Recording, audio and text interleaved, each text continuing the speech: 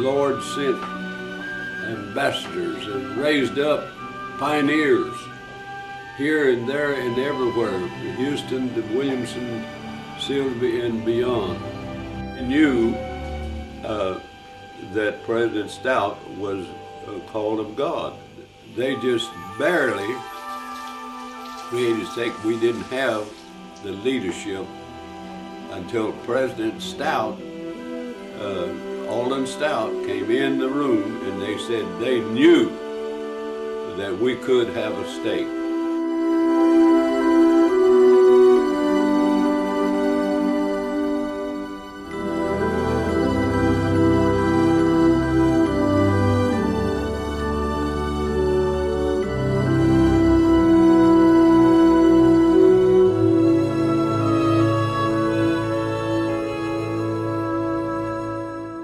If you took the state of Utah and had it to scale and put it inside of Houston Stake, Utah State would fit right into Houston Stake. That's how big we were. And the Austin Stake broke off first, and then they come over here and wanted us to break off, and they talked to me about it and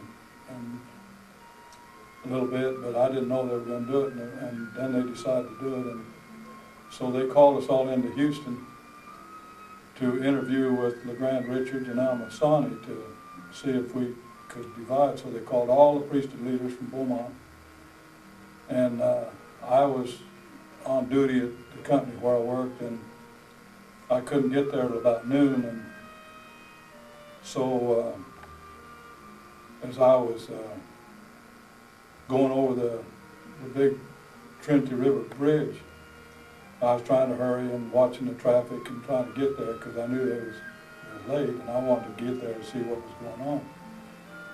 And I felt like somebody was riding with me. I was alone, but I thought somebody was riding with me. And seemed like I had a conversation, but it didn't. And they said, will you do what they asked you to do? And I said, well, sure. And I turned over there and said, what do you want me to do? And it was gone. And when I got there, I went in the steakhouse there, Houston Steakhouse, and everybody was just sitting around waiting. And when I went in, Al Masani met me there, who was one of the assistants to the 12. And he says, they're waiting on you. So they issued me, introduced me into LeGrand Richards. I had seen him a lot during the service, when I was in the service in World War II, and I loved him very much to hear him talk. And he was sitting in there, and he asked me, he says, we're asked to be the stake president, who would you ask for your counselors? And I thought, well, that's a strange way for him to find out who was going to be the stake president. And so I told him, I said, Wade Hayes and Albert Tucker. And he told Al Masani, he says, go get those brothers.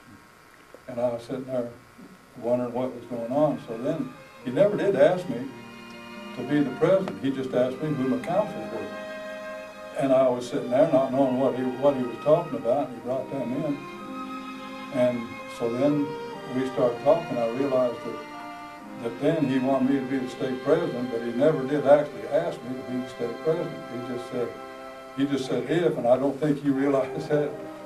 So after a while we had prayer, and then they set us all apart, and then we were supposed to go and find some high counselors out of that. So we picked out several people, and then we brought them back in one at a time. And later on, I was Sonny at the 7 o'clock meeting for the stake in Houston, because they were having a stake conference.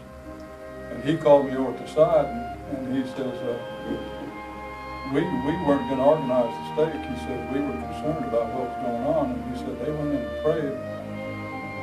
And LeGrand Richards turned to him after prayer, and he says, the stake president's not here yet. He says, he'll be here. I says, well, about what time was that? He told me. That was about the time I was going over the bridge. So anyway, he said, I said, well, is that why he didn't ask me? He says, he just asked me who my counselor is. He says, I guess so. He says, I guess But he says, I didn't know, but he knew.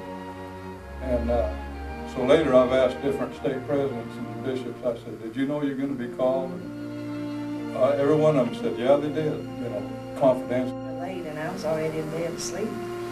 So he came in, and that's what he said. He said, guess who's going to be the stake president? I said, who? And he said, me. And I looked at him, and I thought, I had never lived in a stake. I'd always lived in a mission.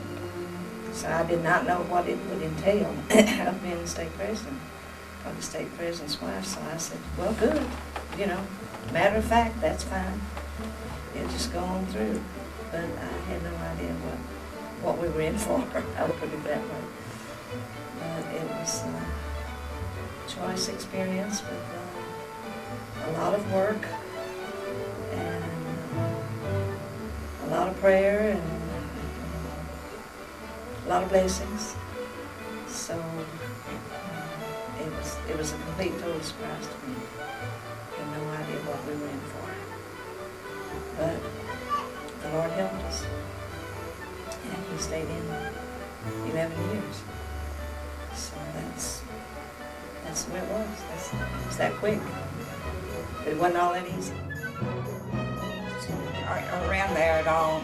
And I had gone there to work at Camp Pope. And that's how I met my husband. And anyway, we lived in Doretta, but there was no members of the church in that area at all. And I was so glad. Before we came, my parents kept in touch with the general authority. Anyway, I knew the address in Houston to write to about this area, so I wrote to see which had the largest number of people. Port Arthur We've had or others Beaumont. who became presidents. And they said Beaumont. Spencer Ben W. wanted to Kimball move came, to Port Arthur because and he he had a wanted sister to down there. interview And I kept the on Beaumont. Indians up at the And that's all. I Alabama never Cascada. talked about anything So else. It's Beaumont. they Beaumont. took him up, And so and we he came to stayed. Beaumont. And he was a marvelous man. He, like I said, Then had Ezra Taft got more Benson interested in the church. And They met at the he stayed WW Hall. and told me That was the first meeting that place? in my Yes, kitchen, and we came I to, had kitchen we had to cabinets. clean up. Novice and Brackets I were had to H&L. get there early every And I said, I Sunday don't know what morning that and means. clean it up. They And had he a said, dance whoever there the built night this house was before, and religious it was because a it mess. means holiness And we to had to the get there and Lord. clean it up before people started And coming. then Well, you know, the we thing had that I Thomas remember Esmond's. most about all of this, we had to raise so much money. Nowadays, I don't think you have to raise money, but we had to raise so much money to help to pay for the building, and that was a lot of garage sales and dinners and things like that to raise money. And there wasn't that many to get in there and help. Novice and I had most of the work. 93 now, so I was 40, right at 40 years old. Lucinda Mulder was my secretary when I was state MIA president, and she kept accurate record.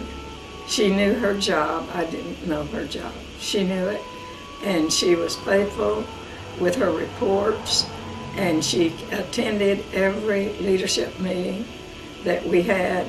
She was always there, was 100% dependable.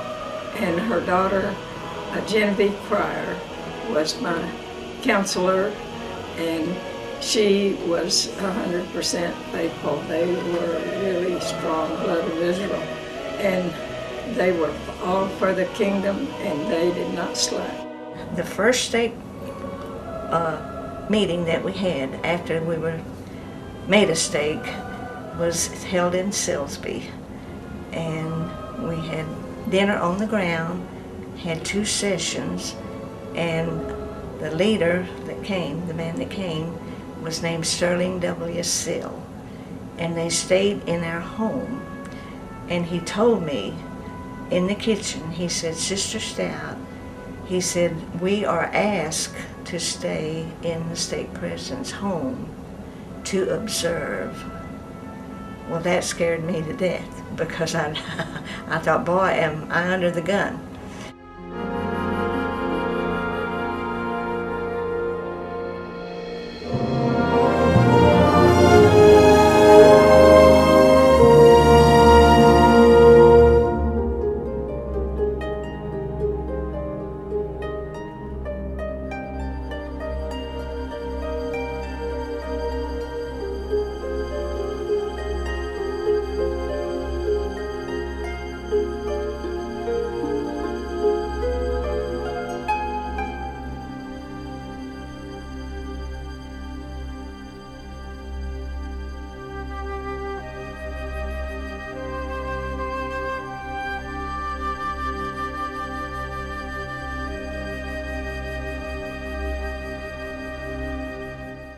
Brother Monson just treated me like a queen.